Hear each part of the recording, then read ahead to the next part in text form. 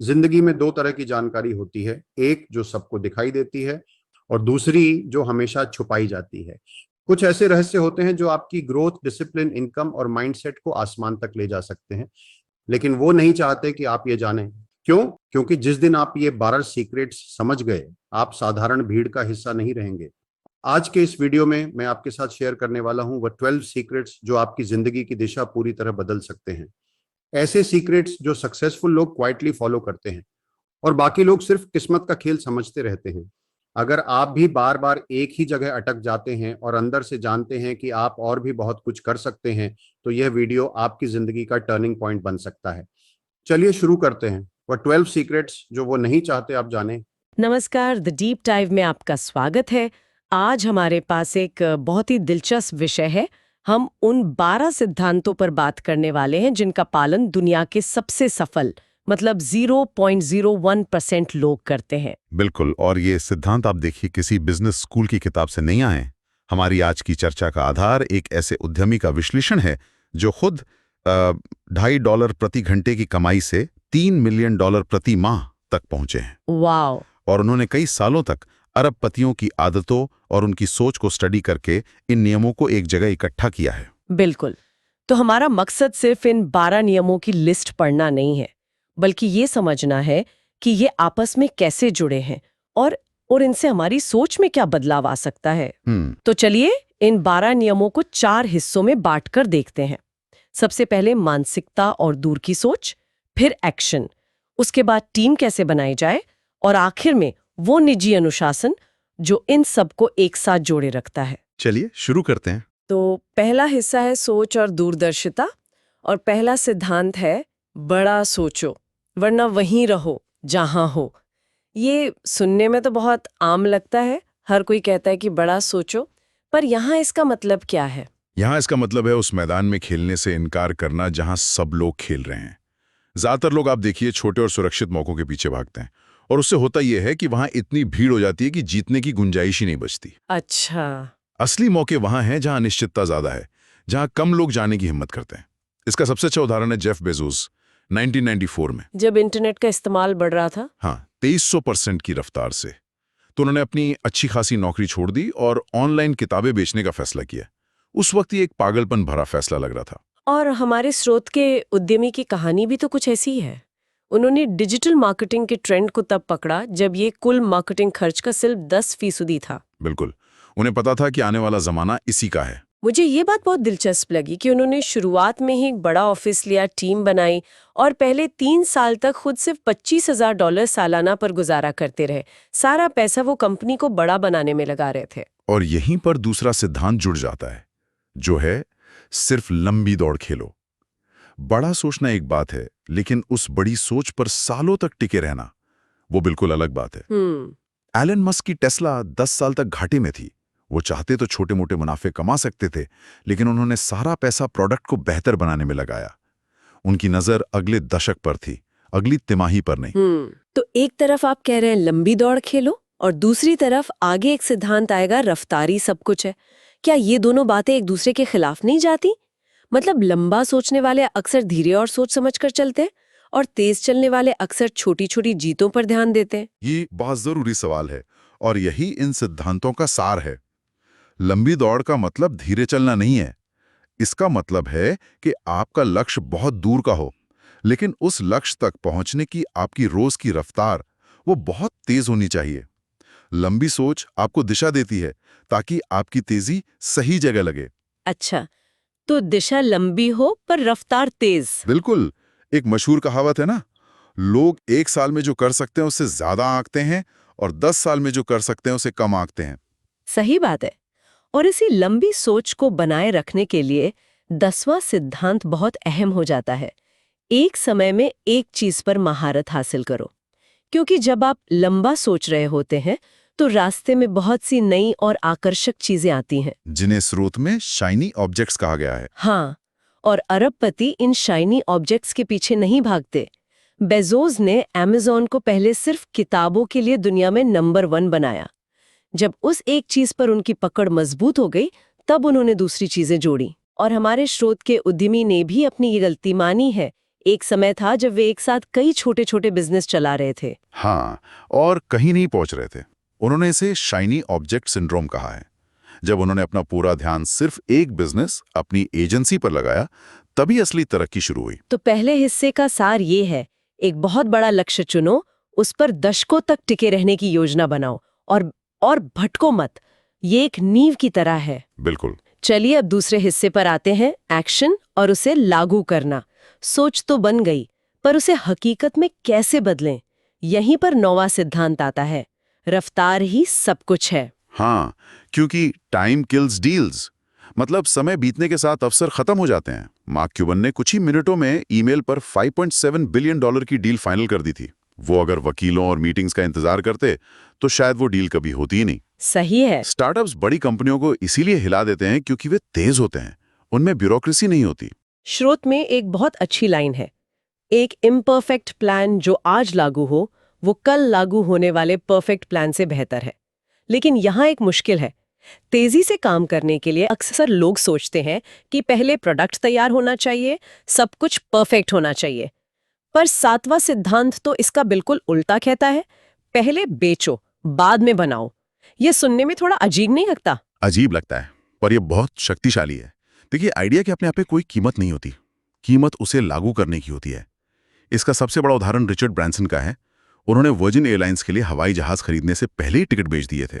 सच में? हाँ, उन्होंने इन टिकटों से मिले पैसों का इस्तेमाल जहाज किराए पर लेने के लिए किया।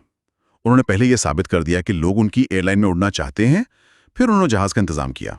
स्रोतों में इसकी एक बहुत ही प्रैक्टिकल सलाह भी दी गई है, एक मिनिमम वायबल प्रोडक्ट यानी MVP बनाने की। जैसे अगर कोई ई-कॉमर्स स्टोर शुरू करना चाहता है तो असल में प्रोडक्ट बनाने और खरीदने से पहले AI से प्रोडक्ट की तस्वीरें बनाकर एक शॉपिफाई पेज बनाएं, उस पर विज्ञापन चलाएं और देखें कि लोग ऑर्डर करते हैं या नहीं। बिल्कुल। और अगर ऑर्डर आते हैं तो आप पैसे वापस करके कह सकते हैं कि प्रोडक्ट आउट ऑफ स्टॉक है। लेकिन इससे आपका आइडिया बिना एक भी रुपया लगाए टेस्ट हो जाता है। आपको पता चल जाता है कि बाजार में आपके प्रोडक्ट की मांग है भी या नहीं। और इससे महीनों का समय और लाखों रुपए बच सकते हैं। करेक्ट। ठीक है, तो तेजी से काम करना है और प्रोडक्ट बनाने से पहले ही उसे बेचना है। ये सब तो बहुत उथल पुथल भरा लगता है, मतलब सब कुछ गड़बड़ होगा, चीजें टूटेंगी। और शायद इसीलिए 5वां सिद्धांत है, अराजकता को अपनाओ। बिल्कुल। अरबों डॉलर की कंपनियां एक सीधी साफ सुथरी रेखा में नहीं बढ़ती। वो सफर हमेशा अराजक यानी क्योटिक होता है। फेसबुक का शुरुआती मंत्र ही था, तेजी से चलो और चीजें तोड़ो। लेकिन तेजी से चलो और चीजें तोड़ो सुनने में तो अच्छा लगता है, पर असल दुनिया में इससे क्लाइंट्स नाराज हो सकते हैं, टीम में बर्नआउट हो सकता है। इस अराजकता को मैनेज कैसे किया जाए ताकि ये बर्बादी न बन जाए? ये सवाल ही इसकी खूबी है। स्रोत में कहा गया है कि अगर आपके बिजनेस में सब कुछ नियंत्रण में महसूस हो रहा है तो इसका मतलब है कि आप पर्याप्त तेजी से नहीं बढ़ रहे हैं। आपको असहज महसूस करने की आदत डालनी होगी। अराजकता का मतलब बर्बादी नहीं है, इसका मतलब है तेज विकास। ये एक संकेत है कि आप अपनी सीमाओं को धकेल रहे हैं। तो इसे घबराहट के संकेत के बजाय विकास का संकेत मानना चाहिए। एग्जैक्टली। तो ये तीनों सिद्धांत, रफ्तार, पहले बेचना और अराजकता, एक दूसरे से पूरी तरह जुड़े हुए हैं। आप तब तक तेज नहीं हो सकते जब तक आप परफेक्शन का इंतजार कर रहे हैं, और जब आप तेज होते हैं तो अराजकता होना स्वाभाविक है। चलिए अब तीसरे हिस्से पर आते हैं, टीम बनाना और बिजनेस को आगे बढ़ाना। एक्शन में तो आ गए, लेकिन अकेले सब कुछ नहीं हो सकता। यहीं पर 8वां सिद्धांत आता है, अकेले भेड़िए हारते हैं। बिजनेस एक टीम स्पोर्ट है, कोई एकल प्रदर्शन नहीं। जेफ बेजोस अमेज़न का सिर्फ 8.8% हिस्सा रखते हैं, लेकिन उस 8.8% की कीमत खरबों डॉलर है। सही बात है। एक बड़े केक का 10% हिस्सा एक छोटे केक के 100% हिस्से से कहीं ज्यादा बेहतर है। इसके लिए अपनी ईगो यानी अपने अहंकार को पीछे रखना पड़ता है। हमारे स्रोत की उद्यमी की कहानी में ये बात साफ दिखती है। उन्होंने बताया कि बिजनेस के पहले 3 सालों में उनके कई कर्मचारी उनसे ज्यादा कमाते थे। ये मानना किसी भी संस्थापक के लिए मुश्किल हो सकता है। बहुत मुश्किल। लेकिन उन्होंने अपनी ईगो को रास्ते में नहीं आने दिया, क्योंकि वे जानते थे कि बेहतरीन लोगों को अपनी टीम में लाने और बनाए रखने के लिए यह जरूरी है। और उनकी सलाह भी यही है, हमेशा ऐसे लोगों को काम पर रखें जो आपसे बेहतर हों। बिल्कुल। और शुरुआत में किसी की स्किल से ज्यादा उसके कल्चर फिट पर ध्यान दें। यानी क्या वो व्यक्ति आपकी टीम की सोच और मूल्य से मेल खाता है? स्किल तो सिखाई जा सकती है, लेकिन किसी का नजरिया बदलना बहुत मुश्किल होता है। लेकिन एक मिनट, बेहतरीन लोग आपके साथ काम ही क्यों करेंगे, खासकर जब आप एक छोटी अराजक कंपनी है? शायद इसका जवाब तीसरे सिद्धांत में है। आपकी साख ही आपकी पूंजी है। आपने बिल्कुल सही नब्ज पकड़ी है। वॉरेन बफे का एक मशहूर कथन है, एक प्रतिष्ठा बनाने में 20 साल लगते हैं और इसे बर्बाद करने में 5 मिनट। बेहतरीन लोग ऐसी जगह काम करना चाहते हैं जहां का लीडर और कंपनी भरोसे के लायक हों।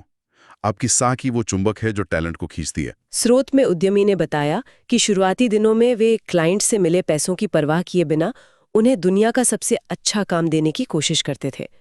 तत्काल मुनाफे के बजाय उन्होंने अपनी प्रतिष्ठा बनाने पर ध्यान दिया। और इसी वजह से उन्हें मुंह जबानी प्रचार, मतलब वर्ड ऑफ माउथ से बहुत काम मिला।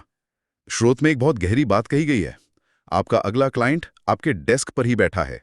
इसका मतलब है, अगर आप अपने मौजूदा क्लाइंट के लिए असाधारण काम करते हैं तो वो खुद आपके लिए 10 और क्लाइंट लाएंगे। आपकी साख आपके सबसे बड़े सेल्समैन का काम करती है। तो ये सब आपस में जुड़ा हुआ है। अच्छी साख से अच्छे क्लाइंट मिलते हैं और अच्छे क्लाइंट और अच्छी साख से बेहतरीन टीम बनती है।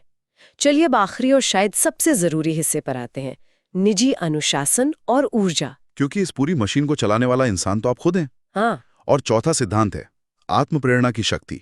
और यहाँ आत्म प्रेरणा का मतलब अच्छे मूड या मोटिवेशनल वीडियो का इंतजार करना नहीं है। सफल लोग किसी भी चीज को अपनी ऊर्जा का स्रोत बना सकते हैं, चाहे वो दर्द हो, गुस्सा हो, कुछ साबित करने की जिद हो। स्रोत में उद्यमी ने अपने एक बहुत बुरे दौर का जिक्र किया है जब उनके कई बिजनेस फेल हो गए थे और वो कर्ज में डूबे थे। उन्होंने उस दर्द और निराशा को अपना ईंधन बनाया। उन्होंने एक अनुशासन बनाया, रोज सुबह 4 बजे उठना, दौड़ना और फिर दोपहर तक 150 कोल्ड कॉल करना, चाहे उनका मन हो या ना हो। उन्होंने साफ कहा कि अनुशासन मोटिवेशन से कहीं ज्यादा शक्तिशाली है। मोटिवेशन एक भावना है जो आती जाती रहती है, लेकिन अनुशासन एक सिस्टम है। जब मोटिवेशन खत्म हो जाता है तब अनुशासन ही आपको काम पर लगाए रखता है। इस अंदरूनी आग को जलाए रखने के लिए आपको अपने दिमागी ऊर्जा बचानी भी होगी। और यहीं पर छठा सिद्धांत आता है, छोटे फैसलों को खत्म करो। ये मुझे बहुत दिलचस्प लगा। हमारी दिमागी ऊर्जा एक बैटरी की तरह है जो दिन भर में खत्म हो जाती है। सफल लोग अपनी इस ऊर्जा को छोटे मोटे फैसलों पर बर्बाद नहीं करते। इसका सबसे क्लासिक उदाहरण स्टीव जॉब्स हैं। वो एक ही तरह के कपड़े पहनते थे। हाँ, रोज एक ही तरह के कपड़े यानी ब्लैक टर्टलनेक और ब्लू जीन्स पहनते थे ताकि उन्हें ये ना सोचना पड़े कि आज क्या पहनना है। उनकी सारी मानसिक ऊर्जा एप्पल के लिए बड़े फैसले लेने में खर्च होती थी। जब मैंने ये सिद्धांत पढ़ा, वर्क लाइफ बैलेंस कमाया जाता है, दिया नहीं जाता, जो कि 11वां सिद्धांत है, तो मुझे थोड़ा धक्का लगा। आज के दौर में हर कोई मेंटल हेल्थ और बैलेंस की बात कर रहा है। क्या ये सराह थोड़ी पुरानी या कहें तो हानिकारक नहीं हो गई है? ये एक बहुत ही जायज सवाल है और इसे सही संदर्भ में समझना जरूरी है। स्रोत का तर्क ये नहीं है कि आपको हमेशा के लिए अपनी जिंदगी कुर्बान कर देनी है, बल्कि ये एक सीजन या एक दौर की बात है। जब आप कुछ असाधारण बना रहे होते हैं तो शुरुआत में आपको असाधारण त्याग करना पड़ता है। अच्छा, मतलब ये हमेशा के लिए नहीं है? नहीं।